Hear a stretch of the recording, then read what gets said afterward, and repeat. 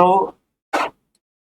Zero order reaction, इसमें मैं बस फॉर्मूले जो हमने पढ़े थे लास्ट क्लास में वो लिख रहा हूँ। जैसे अगर आपको याद हो तो हमने फॉर्मूला पढ़ा था AT मतलब concentration at time T is equal to A0 minus AT। सबसे पहला फॉर्मूला यही था ना हमारे पास इंटीग्रेटेड रेट इक्वेशन का। ठीक, इसके बाद हमने जो दूसरा फॉर्मूला पढ़ा था वो था x is equal to KT, जिसको हम ऐसे भी लिखते थे कि concentration of product is equal to क्या है KT। ये हमारा दूसरा फॉर्मूला था। फिर अगर हम बात करें तो हमने पढ़ा था हाफ लाइफ, जिसको हम T50% भी बोलते हैं या T1/2 भी बोलते हैं। इसका फॉर्मूला था initial concentration divided by 2K that is the half life. Formula किसका था? हाफ लाइफ का। सही बात। आपने इससे पिछली क्लास में पढ़ा होगा unit of zero order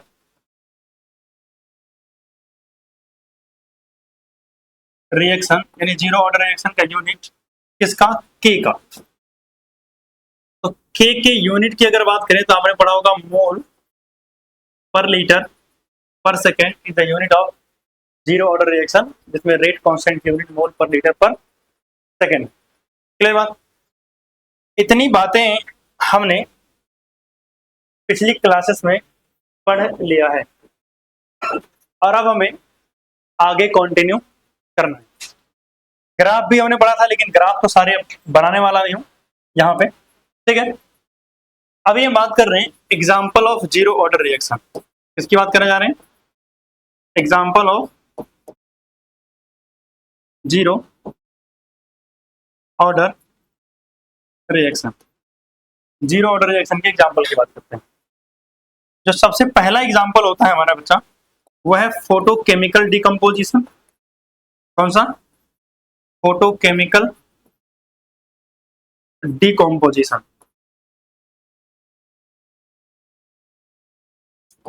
photochemical decomposition का मतलब कोई ऐसा डिकम्पोजिशन जो सनलाइट की प्रेजेंस में हो रहा हो। जैसे क्लास 10 में था ना फोटोलिटिक डिकम्पोजिशन, वही है। अगर कोई जैसे डिकम्पोजिशन है वो सनलाइट की प्रेजेंस में हो रहा है, उसे फोटोकेमिकल डिकम्पोजिशन बोलते हैं। इसके अलावा surface catalysed reaction, surface catalysed reaction यानी ऐसी रिएक्शन जो किसी सरफेस पर होती है। सरफेस का मतलब कोई एंजाइम अपना सरफेस प्रोवाइड कर रहा होगा, जिसमें हम तीसरा एग्जांपल ले सकते हैं enzyme catalysed reaction. Enzyme catalysed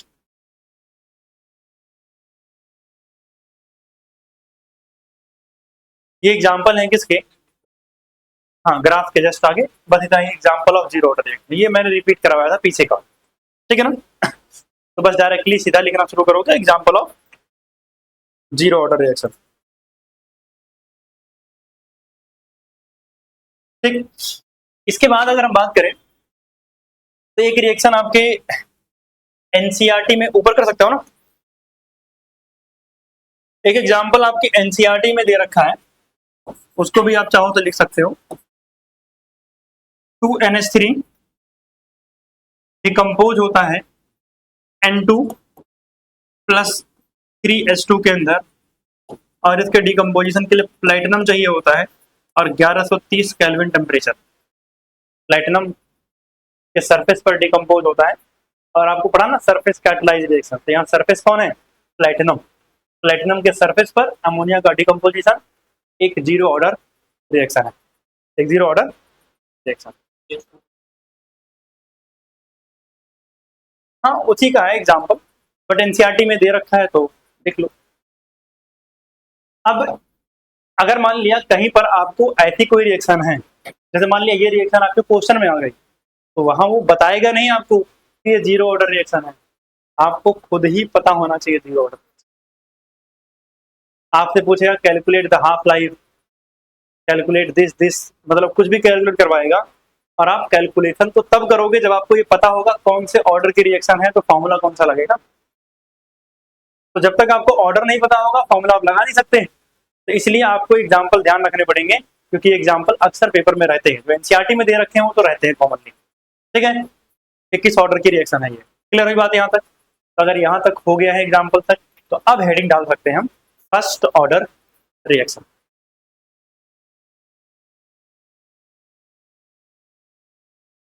कौन सी रिएक्शन? फर्स्ट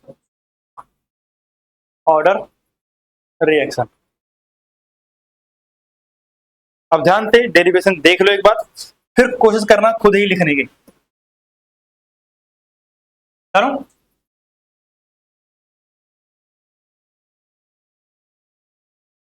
हेडिंग है हमारी first order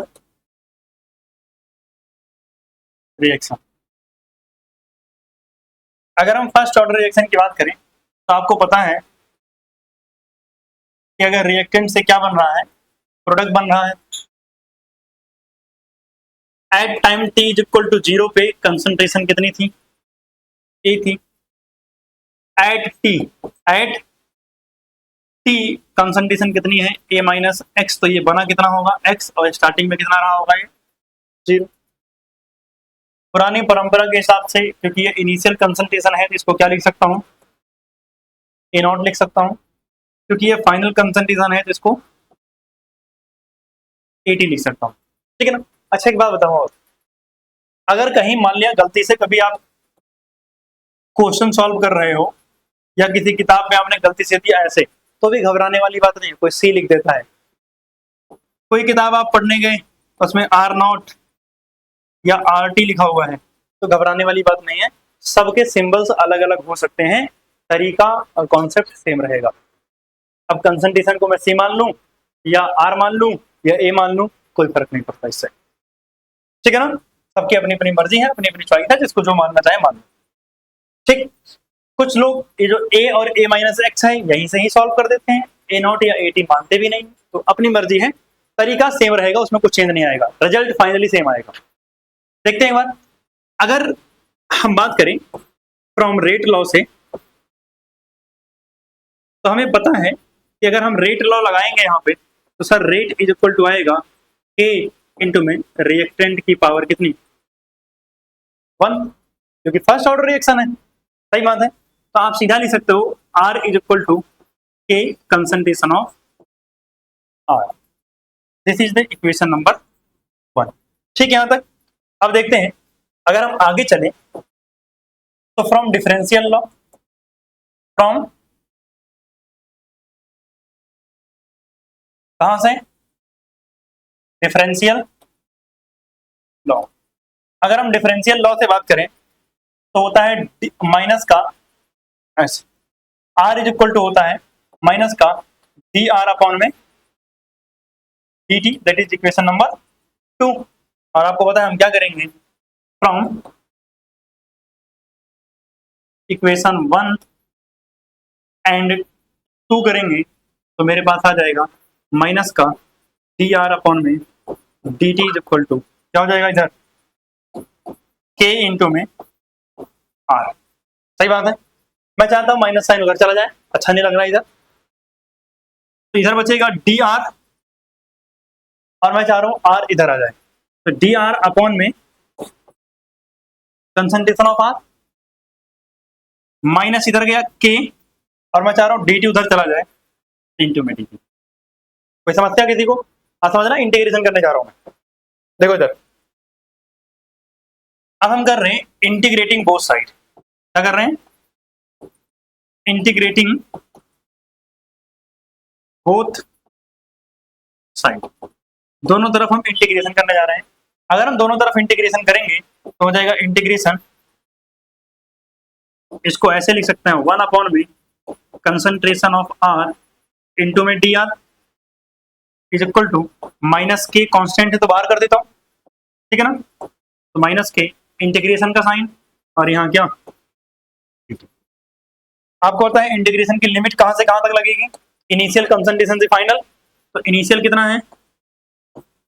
A not final कितना है 80, इनिशियल टाइम कितना है 0 और फाइनल टाइम कितना है t है। ठीक, अब देखना चाहते हो 1 में r का इंटीग्रेशन कितना होता है 1 में r का इंटीग्रेशन ln r यानी log r होता है। सही बात है, फिजिक्स और मैथ में तो इस्तेमाल होता रहता है। तो 1 में r का इंटीग्रेशन ln r होगा। ln r क्यों बोल रहा हूँ, एक होता है log और एक होता है ln। आपको पहले बताया है ln stand for natural log और log क्या है, कॉमन लॉग है। इन दोनों में अंतर होता है। तो जब भी कभी इंटीग्रेशन आप करोगे तो पहले क्या आता है, नेचुरल लॉग ही आता है, ln आता है। ठीक, तो क्या आ जाएगा ln और कंसंट्रेशन ऑफ r। ठीक, इंपॉर्टेंट बात कि यहाँ लिमिट कहां से कहां तक होगी। इनिशियल कंसंट्रेशन ए नॉट कितना है, इनिशियल कंसंट्रेशन ए नॉट से और फाइनल कंसंट्रेशन कहां तक 80 तक। कहां तक 80 तक इज इक्वल टू माइनस, यहाँ लिमिट क्या होगी, यहाँ टी आएगा और टी की लिमिट कहाँ होगी 0 से लेकर के टी तक। आपको पता है आंसर क्या आएगा, टी आएगा। टी माइनस 0 कितना आएगा टी।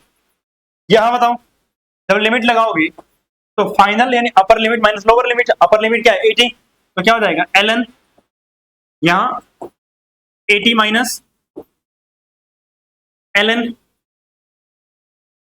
A not. कोई समस्या किसी को, यहाँ क्या आ जाएगा माइनस का 80। अच्छा लग रहा है यहाँ तक।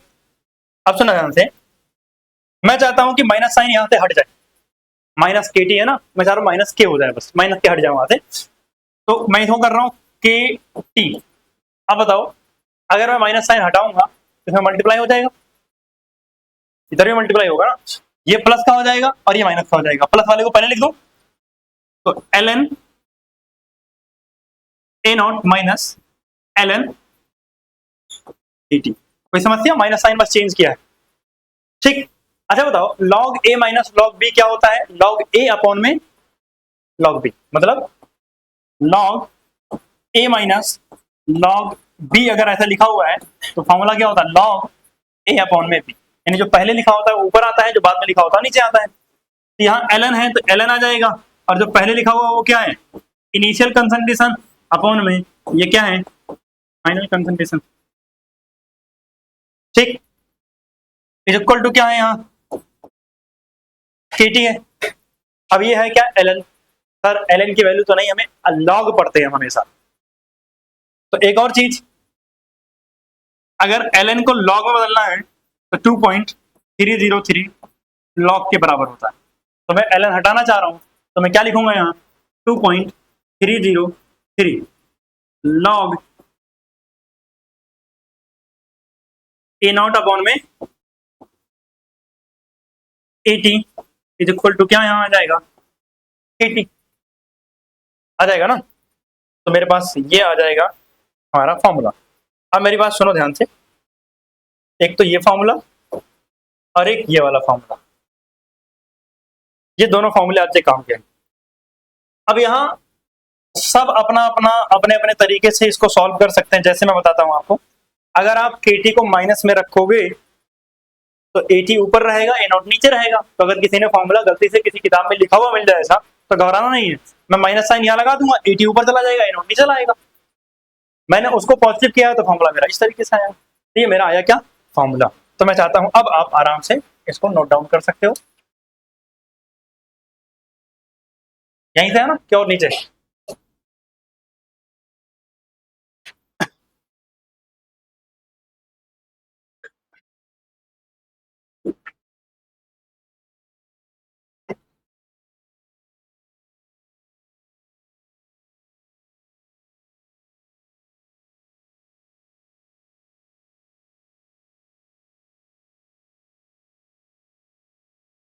पानी होना चाहिए सर, रुको देखता हूँ।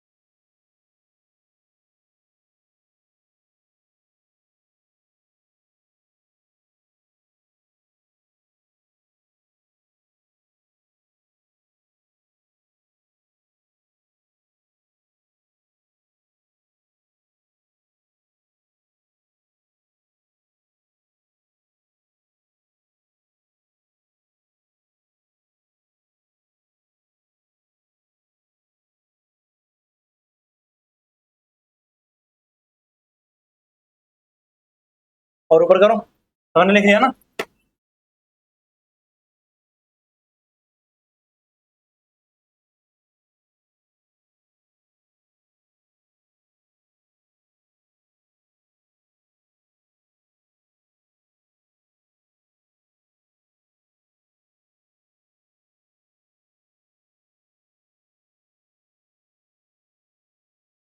ये पता नहीं कैसी बोतल, बोतल देखो पीछे वाले रूम में शायद हो सकती है।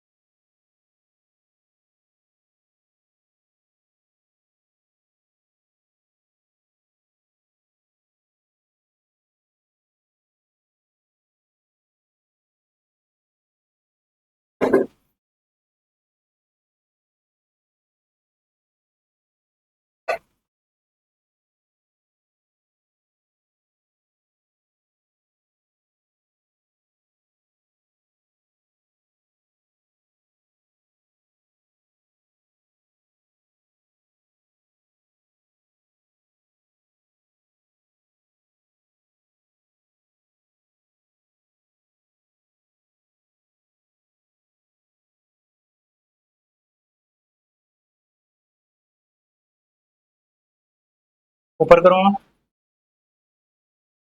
हाँ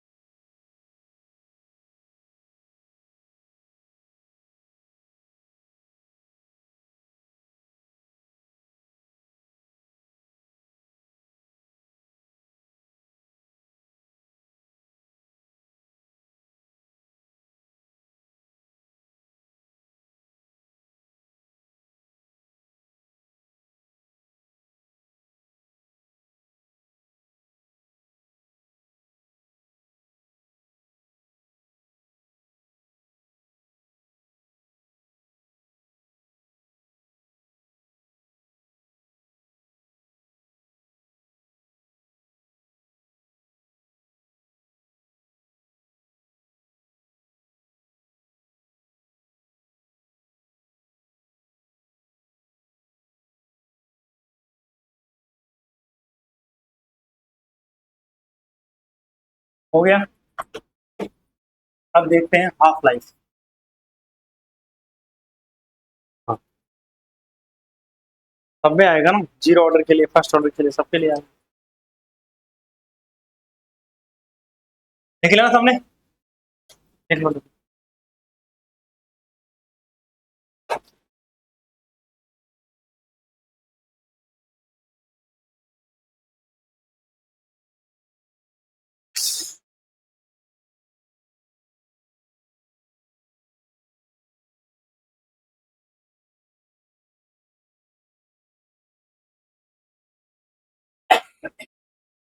चलो तो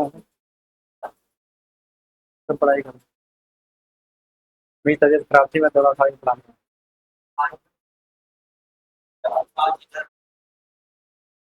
चलो हो गया अब तो। अब निकालते हैं भैया हाफ लाइफ, आधा जीवन।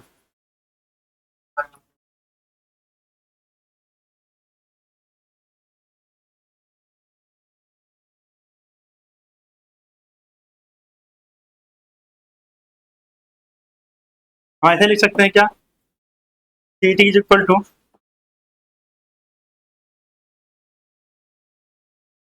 2.303 लॉग,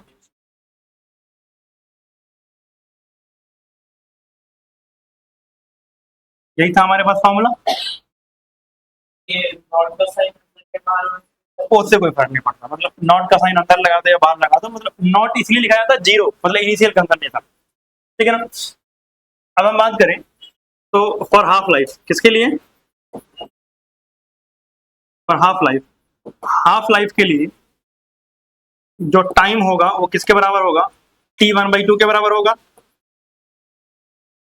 और जो AT होगा यानी फाइनल कंसंट्रेशन होगी वो A0/2 के बराबर होगी। यही तो होता है हाफ लाइफ। तो सर यहाँ लिख रहे हैं K और यहाँ लिख दे रहे हैं t1/2 is equal to 2.303 log, यहाँ आ रहा है A0 और इसकी जगह आ रहा है A0/2। A0 से A0 कैंसिल, सही बात है। तो मेरा बचा यहाँ K t1/2 is equal to 2.303 और ये 2 ऊपर चला जाएगा तो हो जाएगा log 2। देखो ये 2 नीचे से ऊपर चला जाएगा ना, तो हो गया log 2।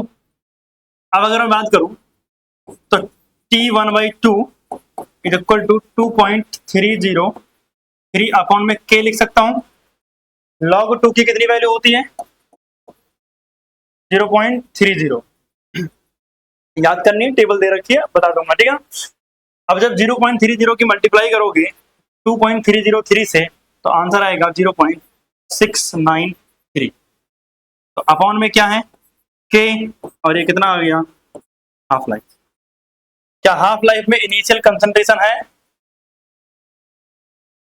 तो मतलब half life of the first order reaction is independent of initial concentration. क्या है भाई, independent of initial concentration. Initial concentration से इनका कोई लेना देना नहीं।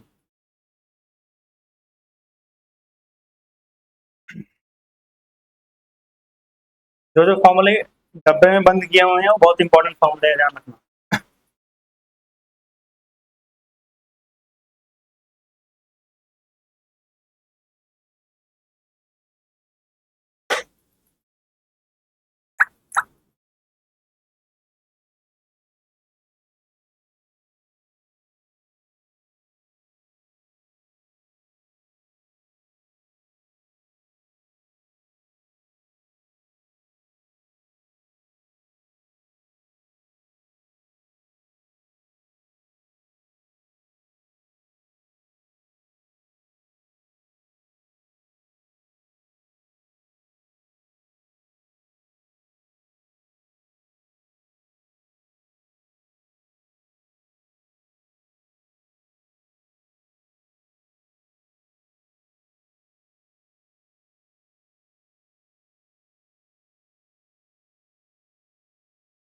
हो गया है। अब बनाते हैं ग्राफ। आपका हो गया।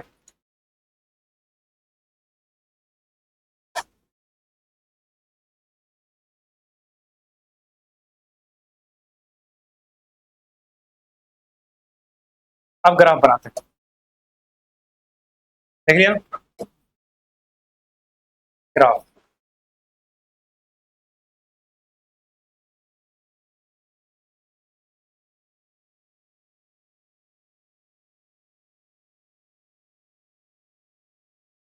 पहला ग्राफ हमारा है रेट का कंसंट्रेशन के साथ। तो आपको पता है डायरेक्ट प्रोपोर्शन होता है ना, फॉर्मूला याद है, rate is equal to k into में r की पावर 1, यही था। तो मतलब rate is directly proportional to concentration of reactant. और अगर डायरेक्ट प्रोपोर्शन का रिलेशन होता है तो ग्राफ कैसा बनेगा, स्ट्रेट लाइन। इसके अलावा अगर हम बात करें, एक और ग्राफ बन जाता है रेट का टाइम के साथ। रेट का टाइम के साथ इनवर्स रिलेशन होता है। कैसा रिलेशन, इनवर्स रिलेशन।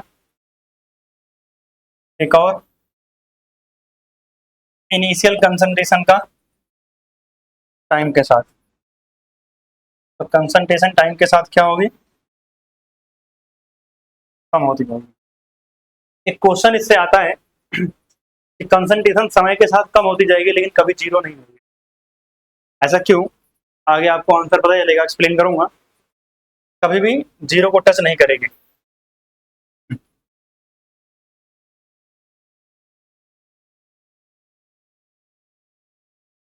इसके बाद जो है हाफ लाइफ का कंसंट्रेशन के साथ क्या रिलेशन होता है? No relation. State half life में कंसंट्रेशन था ही नहीं, सही बात है।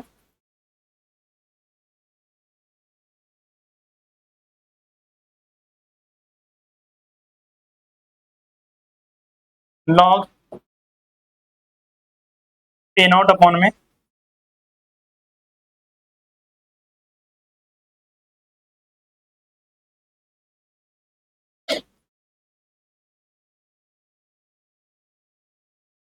एटी, देखो ध्यान से, और इधर टाइम आपको पता है लॉग ए नॉट अपॉन में एटी इज इक्वल टू क्या था, 2.303। एक minute, log a naught upon में एटी, इसके आगे यहाँ 2.303 भी था ना, सही बात है, इज इक्वल टू के टी था। अगर आपको समस्या ना हो 2.303 को नीचे ला सकता हूँ, तो जैसे यहाँ नीचे लाया तो आया 2.303 और यहाँ से हट जाएगा। इसको मैंने रखा y एक्सिस पर और इस टाइम को रखा कहाँ, x एक्सिस पे, तो बचा क्या, k अपॉन में 2.303। जो बच गया है उसे क्या बोलते हैं, स्लोप बोलते हैं। क्या बोलते हैं उसको हम, स्लोप।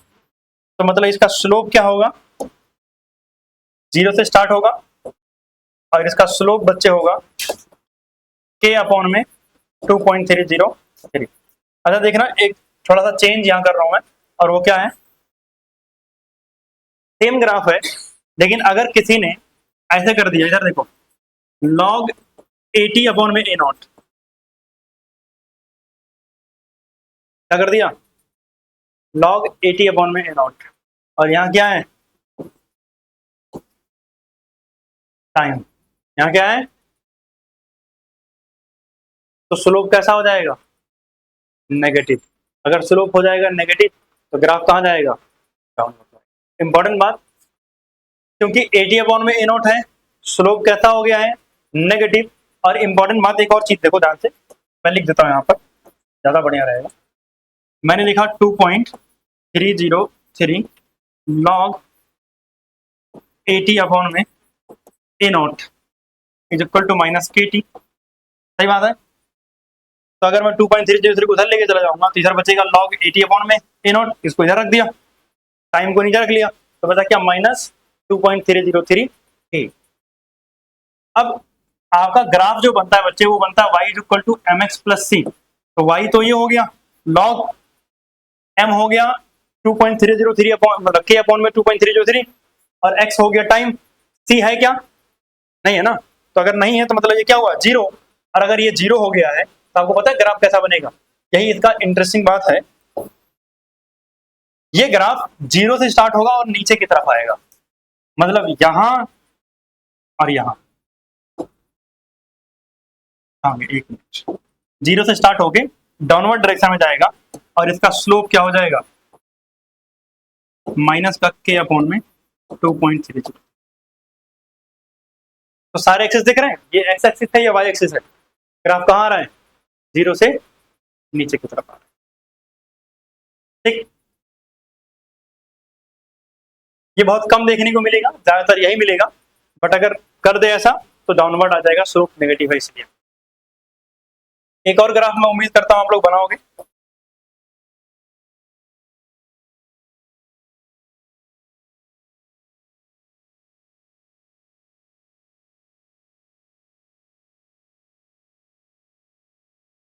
बनाओ, देखो ये है, हमने एक फॉर्मूला याद किया था एलन के फॉर्म में। अगर मैं यही ग्राफ सेम एलन के फॉर्म में बना दूं, एलन ए नॉट अपॉन में 80 और यहाँ टाइम का, तो सेम ग्राफ, स्लोप क्या होगा? अरे स्लोप क्या होगा? स्लोप इसका के होगा। जब लॉग का ग्राफ था तो के अपॉन में 2.303 था। एलन का ग्राफ है तो सिर्फ के है, और ग्राफ बनाने के बाद स्लोप ही बस पूछ लेते हैं। याद रखना, अगर एलन है बगल में तो स्लोप के होगा, लेकिन लॉग है बगल में तो के अपॉन में 2.303 होगा। समझ रहे हो ना? तो ये सब इंपॉर्टेंट बातें हैं। अगर इतना कर लिया हो तो अभी और एक ग्राफ बनेगा, ग्राफ ही ग्राफ। अब जैसे बताओ कि हमने याद किया है ln 80 minus ln a naught is equal to minus k t, यही था ना फॉर्मूला? अगर आप लोगों को अच्छा लगे या बुरा ना लगे तो मैं इसको थोड़ा ऐसे लिख सकता हूं, ln a t is equal to ln a naught minus k t. तो इस हिसाब से मेरे पास ये हो जाएगा y, ये हो जाएगा m x और ये हो जाएगा c। सही बात है। y एक्सिस पे क्या लिया? ln a लिया। इस पे क्या लिया है? x पे क्या है? टाइम है। यहां क्या लिया है? टाइम। y इंटरसेप्ट क्या है? ln a not. तो आप बताओ ln a इधर है तो a नॉट भी कहीं इधर ही होगा। तो इसको मैंने मान लिया यहां से लेके यहां तक। कहां से कहां तक? यहां से लेके यहां तक मैंने मान लिया ln a नॉट। और क्योंकि इसका स्लोप माइनस के है तो ग्राफ कहां आएगा? डाउनवर्ड आ जाएगा। और जब ग्राफ डाउनवर्ड आएगा तो इसका स्लोप क्या लिखूंगा मैं? माइनस के। ये सारे ग्राफ हैं इसके, और ये सारे ग्राफ आपको पता होना चाहिए, इंपॉर्टेंट।